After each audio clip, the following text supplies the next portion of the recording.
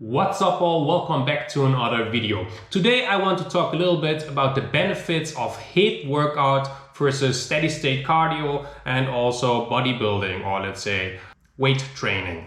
First of all, HIIT stands for high intensity interval training workouts, or as my favorite YouTuber Shredded Sports Science says, how insane is this workout? And yes, there are some really insane workouts. If you have a look in my channel, I've got some workouts which are absolutely mental and which are really difficult for me to take. Let's get away from those insanity workouts and let's just have a look at the benefits. First of all, with HIIT, you're actually building muscle and cardio at the same time. So it's not either or, it's both, which is great. Another real benefit of HIIT is that you can really do it anywhere, at any time. But of course, I do recommend that you have a shower nearby and a pair of change clothes, because you are gonna draw some sweat. You also don't need any equipment, so there's no gym membership needed to do any HIIT, and you can still achieve the same goals as with weightlifting or doing cardio. And also a nice thing about HIIT is that you can target specific muscle groups, because you can really mix up the different exercises. You can go to burpees, you go to squats, you can do push-ups. So there's a lot of variety of a lot of different exercises you can draw into it. Now, a little bit of scientific research also proves that HIIT increases your VO2 Max, which is actually the amount of oxygen which is fed to your muscles. So how fast can your muscles get more oxygen, giving you more access to more, let's say, power. So this also means that in general, your peak power will increase when you do HIITs.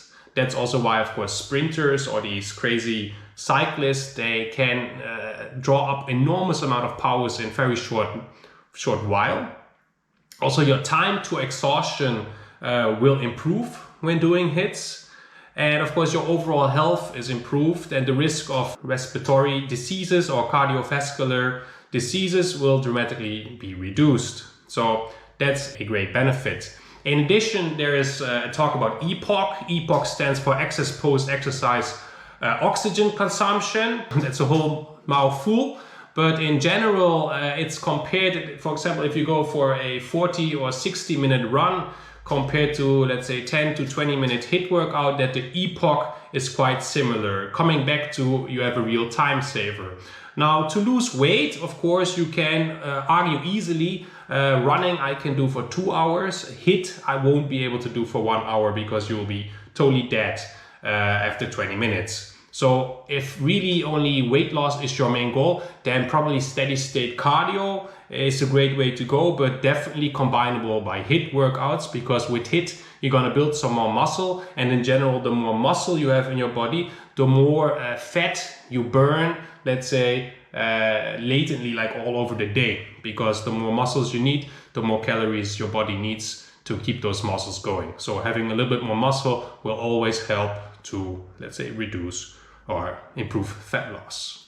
If we now look in the real world and look at, let's say, some real athletes, we can definitely see a difference on where steady state cardio is used or where HIIT is used. Let's have a look at a marathon runner or a sprinter. You can see a great difference between the body composition. I mean, left side marathon runner is super lean, doesn't have much muscle, but of course, great, enormous endurance. The sprinter obviously has more muscle and they have more peak power, but obviously they won't probably run a marathon as good as a marathon runner.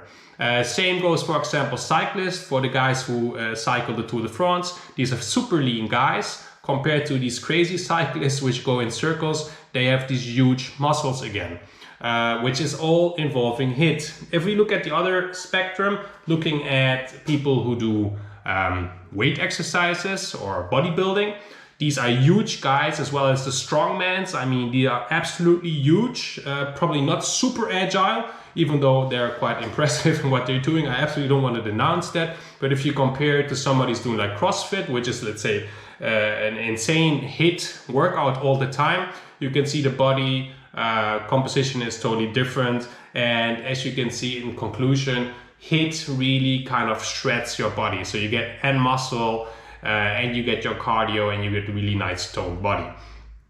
So in conclusion, I think HIIT is really a great way to increase your cardio, increase your muscle, and also for fat loss, and especially for people who don't have much time.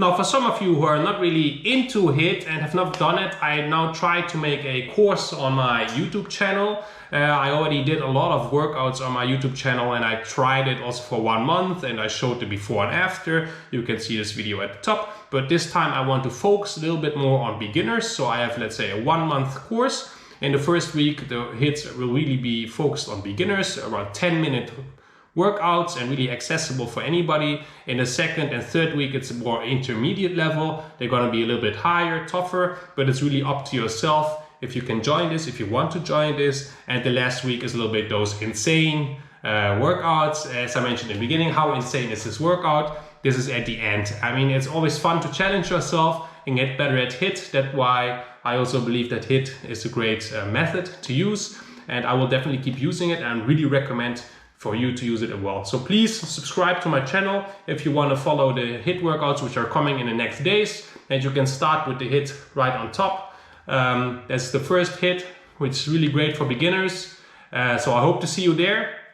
If you liked the video, please leave a like, and I see you all in the next video. Ciao!